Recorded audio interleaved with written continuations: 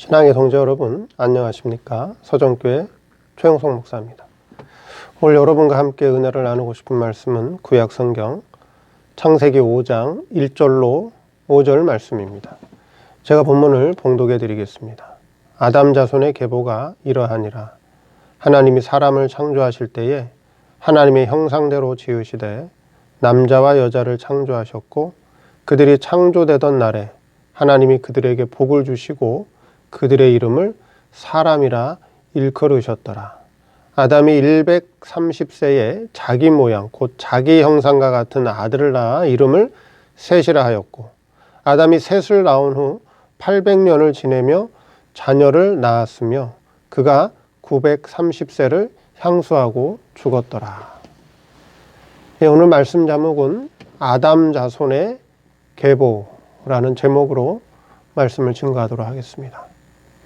오늘 본문에는 아담 자손의 계보, 즉 아담 자손의 족보가 기록되어 있는데, 특별히 그 이후에 보면은 셋의 족보에 대해서 기록을 하고 있습니다. 왜 성경은 아담 자손의 계보, 즉 족보를 기록하고 있느냐 하는 것이죠.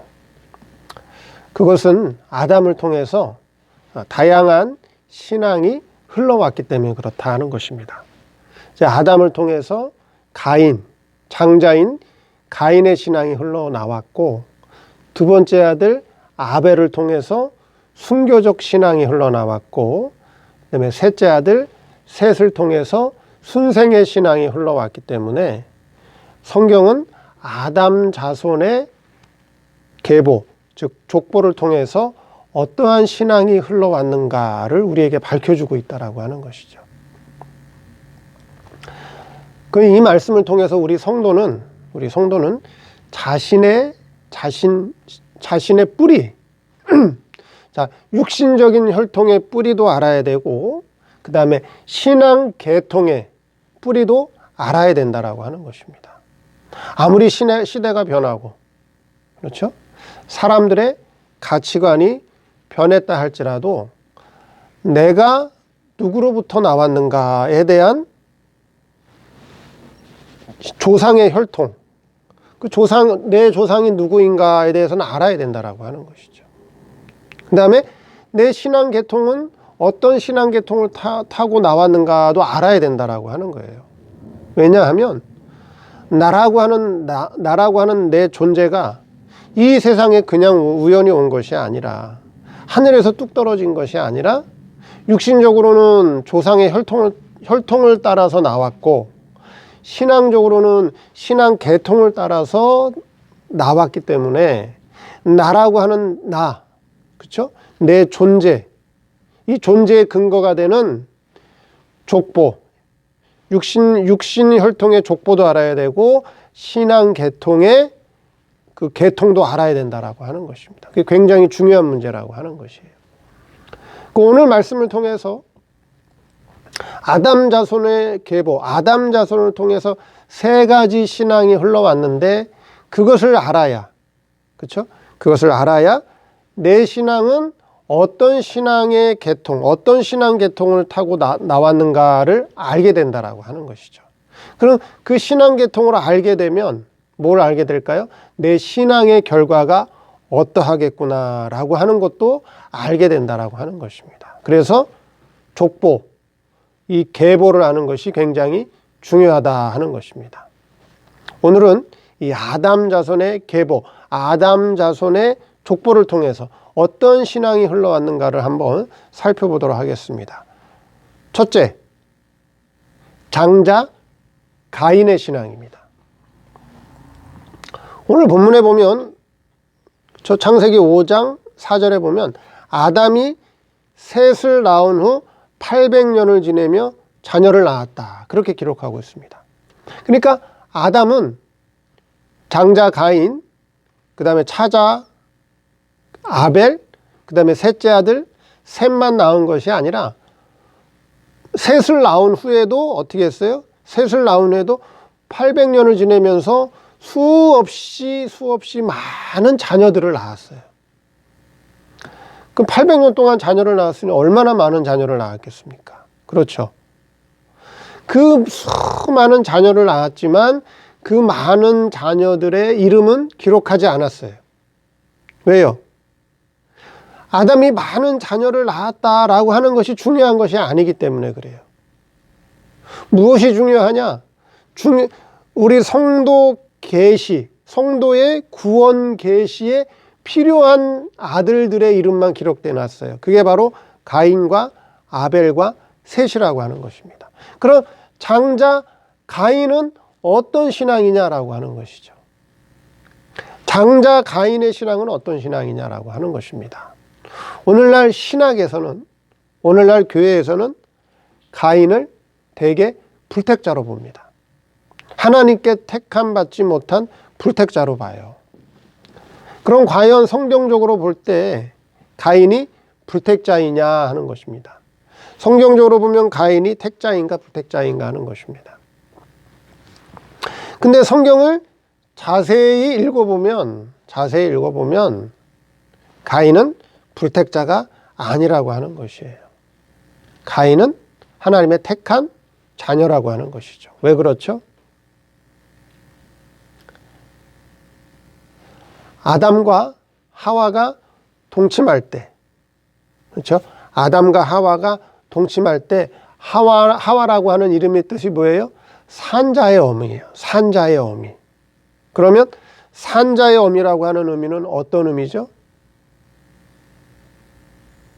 육신이 살았다라고 하는 그런 의미는 아니잖아요. 산자의 어미라고 하는 것은. 산자의 어미라고 하는 것은 하와는 이미 중생된 사람이라고 하는 거예요. 중생됐다. 그렇죠. 하와의 영은 살아났다. 중생된 자라고 하는 의미라고 하는 거예요. 그래서 하와는 산자의 어미다.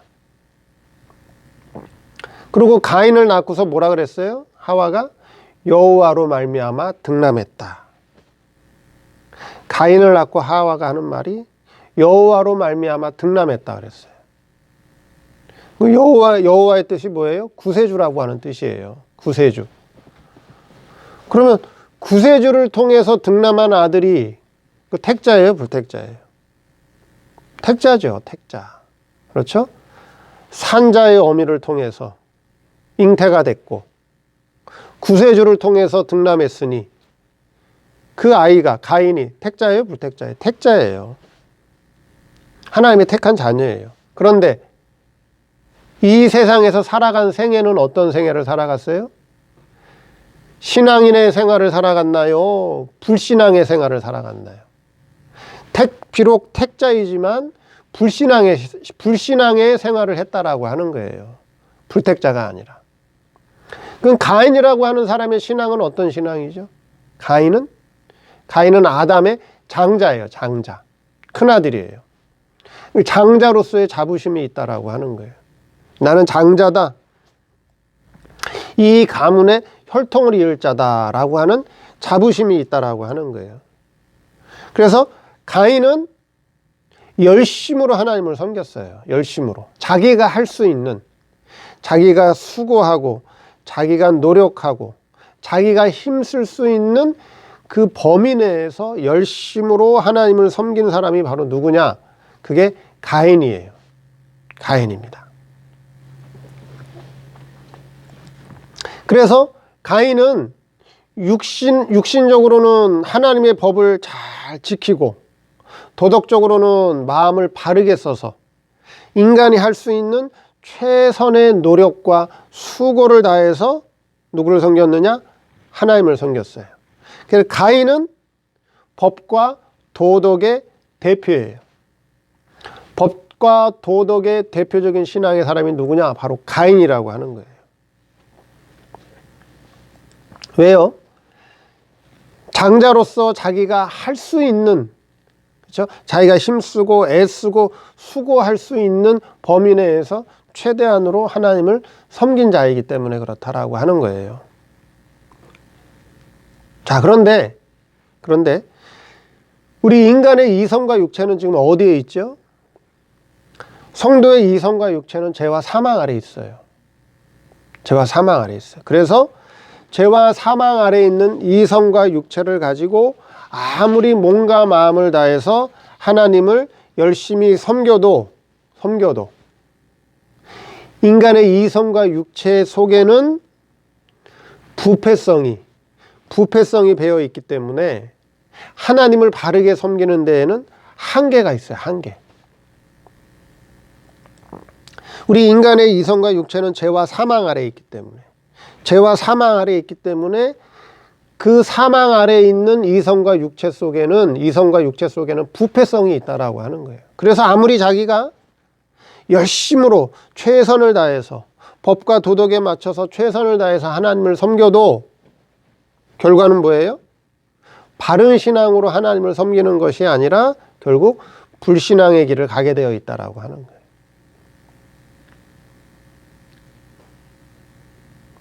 하나님께서 은혜로 붙들어주면, 그렇죠?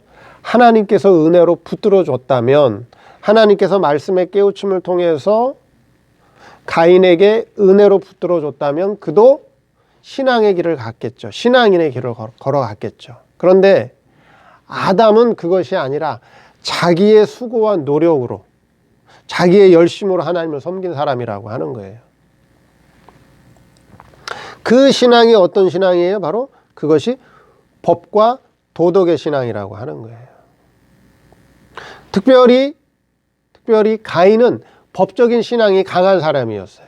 법적인 신앙이 강한 사람이었다라고 하는 거예요. 그래서 법이 강한 사람은 자기를 어떻게 보느냐? 법이 강한 신앙의 사람은 자기를 의롭게 봐요. 자기가 아무리 잘못한 게 많아도, 허물이 많아도, 실수가 많아도 그것은 보지 못해요. 그리고 자기가 하나님의 법 한두 개 잘 지킨 거, 그거 가지고 자기를 의롭게 봐요. 그게 법적인 신앙의 사람의 특징이에요. 그래서 예수님 당시에 어떤 사람을 들 수 있을까요? 예수님 당시에 바리새인들이 바로 법적인 신앙의 사람들이었어요. 바리새인은 율법으로는 흠이 있다고 그랬어요? 없다고 그랬어요? 바리새인은 율법으로는 흠이 없는 사람이라 그랬어요. 법을 아주 철저히 지키는 사람들이에요. 그래서 자기를 항상 어떻게 봤죠? 자기를 의롭게 봤어요. 그리고 다른 사람들은 어떻게 했죠? 항상 다른 사람들의 잘못을 지적하고 정죄했어요. 그게 법적인 신앙의 사람들의 특징이에요. 근데 예수님이 바리새인을 뭐라 그랬죠? 회칠한 무덤이라 그랬죠. 회칠한 무덤. 겉으로는 하얘 보이고 거룩해 보이고 깨끗해 보이지만은 속에는, 그렇죠? 시체가 썩고 있다라고 하는 거예요. 회칠한 무덤이다. 가인을 통해서 무슨 신앙이 나왔다고요? 법적인 신앙, 도덕적인 신앙. 법적인 신앙, 도덕적인 신앙이 나왔는데 특별히 가인은 법적인 신앙이 강한 사람이었다. 그 법적인 신앙의 사람은 어떻게 한다고요? 다른 사람의 잘못을 정죄하고 비판하는 사람이다 하는 것이에요. 두 번째, 아벨의 신앙이 나왔어요. 아벨의 신앙. 아벨의 신앙은 무슨 신앙이죠? 여러분 잘 알듯이 아벨의 신앙은 순교적 신앙이에요. 그럼 순교적 신앙은 어떤 신앙이에요? 자기의 몸과 마음을 다 바쳐서 죽더라도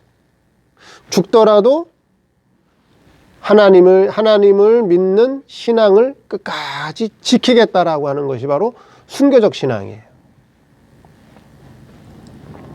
그래서 신앙을 위해서, 믿음을 위해서 자기의 몸과 마음 또는 목숨을 다 내어주는 신앙이 바로 순교적 신앙이에요.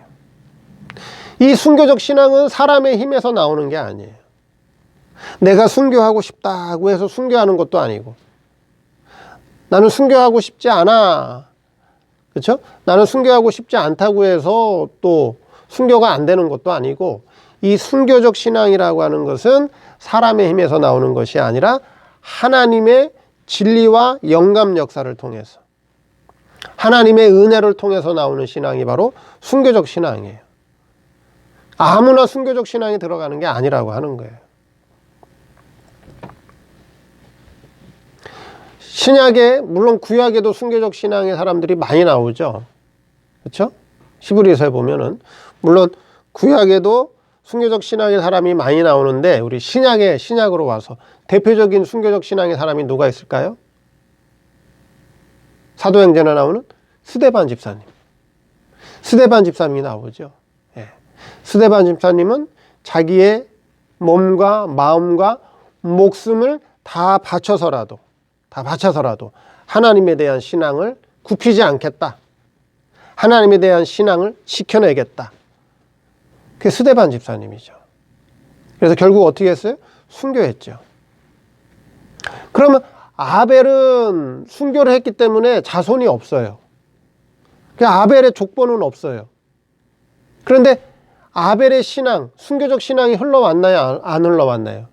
아벨의 순교적 신앙이 끊어졌나요? 아니면 아벨의 순교적 신앙이 계속 흘러왔나요? 계속 흘러왔어요. 아벨은 순교해서 그 족보가 끊어졌지만 아벨의 순교적 신앙은 면면이 흘러나오고 있었다라고 하는 것입니다. 그게 어디 나오죠? 그게 누가복음, 신약성경. 누가복음 11장 50절에서 51절 말씀에 이런 말씀이 있습니다. 창세 이후로 흘린 모든 선지자의 피를 이 세대가 담당하되 곧 아벨의 피로부터 제단과 성전 사이에서 죽임을 당한 사가랴의 피까지 하리라. 아벨의 피로부터. 아벨의 순교적 신앙이죠. 근데 그것이 끝난 것인 줄 알았는데 어떻게 됐어요? 흘러왔죠. 아벨의 피로부터 제단과 성전 사이에서 죽임을 당한 사가랴의 피까지 하리라. 네. 그러니까 그 순교적 신앙이 끝난 것이 아니라, 단절된 것이 아니라 아벨을 통한 순교적 신앙이 면면이 흘러오고 있었다라고 하는 거예요. 그 스데반을 통해서 순교적 신앙이 흘러오고 있구나. 그럼 지금도 어때요? 지금도 순교적 신앙을 가진 사람들이 있다라고 하는 거예요. 신약을 살아가는 지금 이 시대에도 아벨의 신앙을 닮아서 순교적 신앙을 가지고 살아가는 성도들이 있다라고 하는 거예요. 또 아까 가인의 신앙, 그렇죠? 가인을 통한 법적인 신앙을 가진 성도들도 지금 있다라고 하는 거예요. 저는 법적인 신앙을 가진 그 신앙 계통에서 저는 신앙생활을 했어요. 그래서 법적인 신앙을 가진 사람들의 신앙이 어떠한가, 법적인 신앙을 가진 사람들의 신앙적 특색을 알고 있어요. 왜냐하면 저희가 처음 신앙생활한 곳이 법적인 신앙, 법적이고 도덕적인 신앙을 가진 곳에서 신앙생활을 했기 때문에, 또 법적인 신앙을 가진 사람들과 신앙적 교제를 해봤기 때문에 법적인 신앙을 가진 사람들의 신앙적 특색을 알고 있다라고 하는 거예요. 그래서 지금도 법적인 신앙을 가진 사람들이 있다라고 하는 거예요.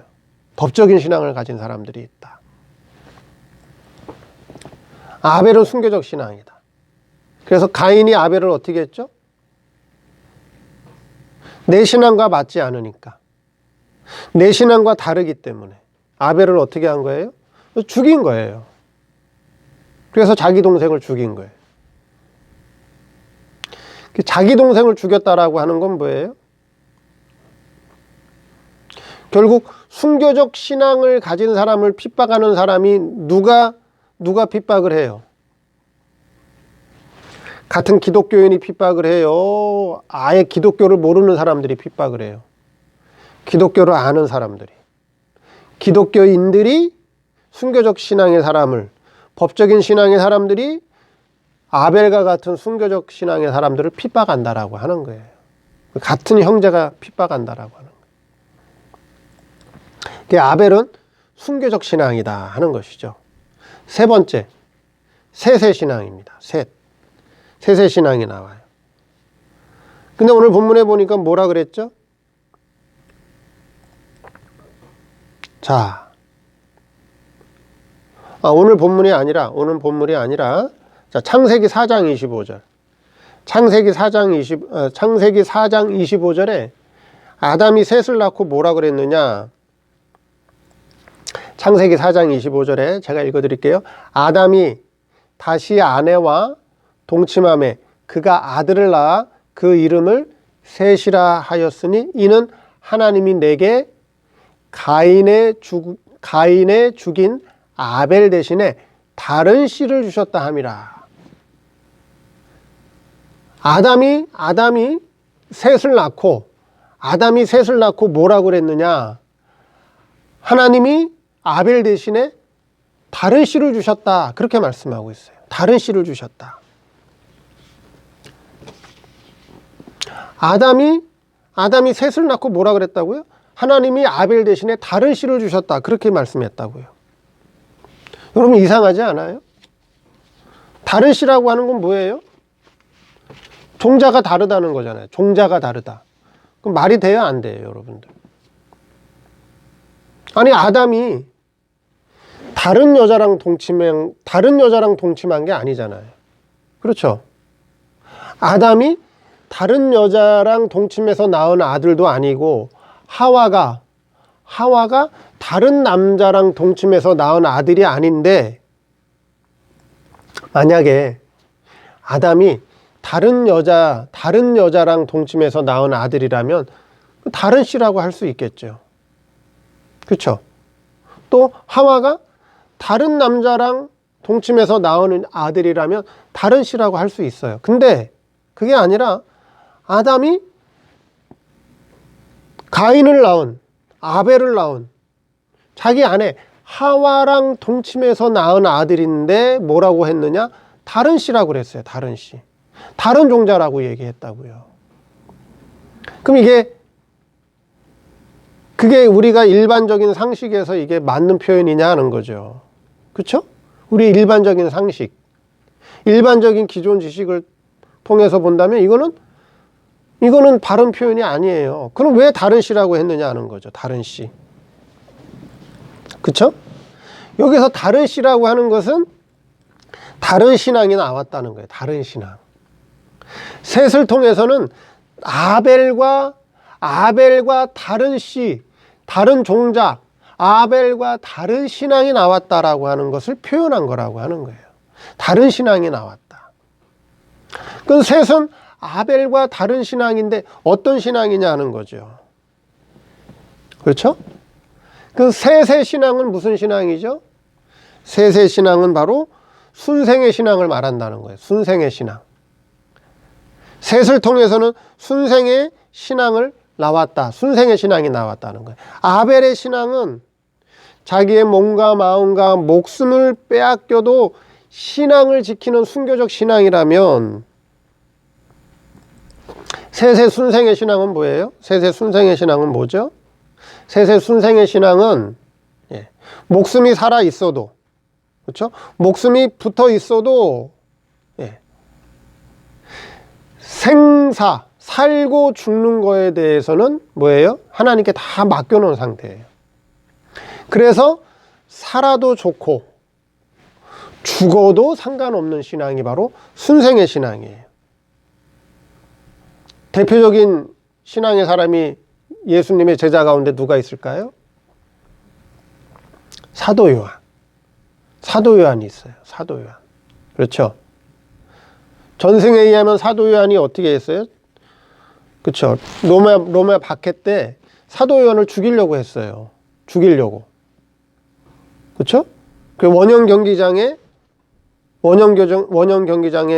사도 요한을 세워놓고 맹수들을 풀었단 말이죠. 근데 맹수들이 사도 요한을 먹지를 않아요. 잡아먹지를 않아요. 하나님께서 막아주신 거죠. 그 다음에 또 어떻게 했어요?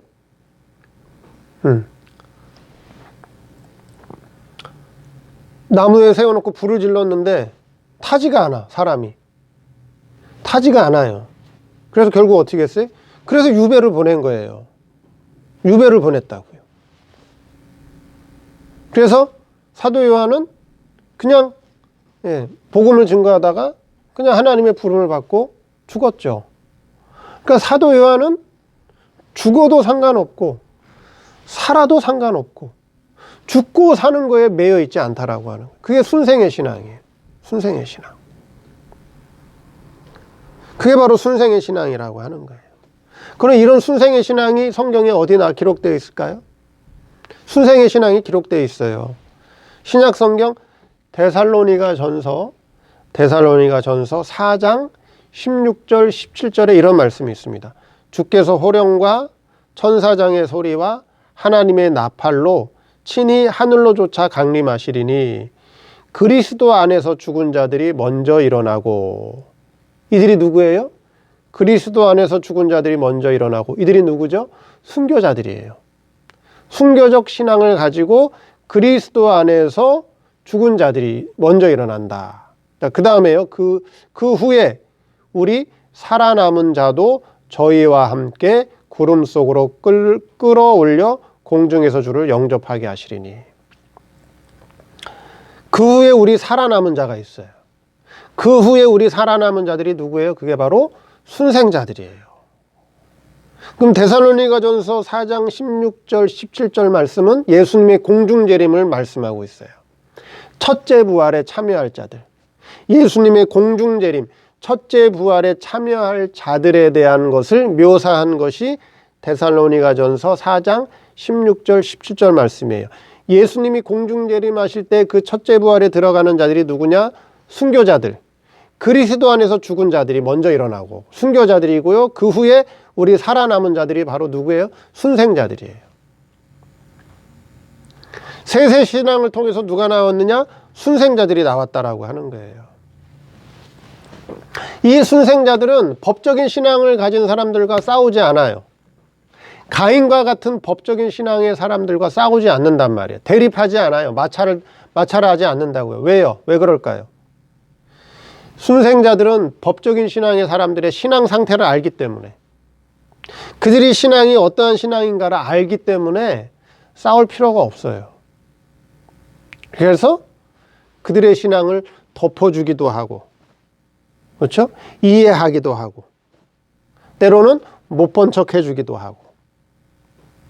그렇기 때문에 법적인 사람들과 싸우지 않는다는, 그게 바로 순생의 신앙이에요. 그게 바로 아벨과 다른 신앙, 아벨과 같은 순교적 신앙과 다른 순생의 신앙이 나왔다라고 하는 거예요. 근데 예수님은 어떤 족보를 타고 나왔죠? 세세족보. 세세족보를 통해서 나온 것이 바로 예수님이에요. 자, 오늘은 아담 자손의 계보를 통해서 세 가지 신앙이 흘러나오는데, 여러분은 어떤 신앙에 속해 있나요? 오늘 말씀을 통해서 내 신앙이 어떤 신앙의 계통을 따라서 나왔는가, 자기 신앙을 살펴볼 수 있어야 돼요. 그러면 내 신앙의 결과가 장차 어떠할 것이다 라고 하는 것을 알 수 있습니다. 오늘 말씀을 통해서 아담을 통해서 세 가지 신앙 계통이 흘러왔다. 나는 어떤 신앙에 속해 있는가를 바르게 잘 깨닫는 그런 시간이 되기를 바랍니다. 감사합니다.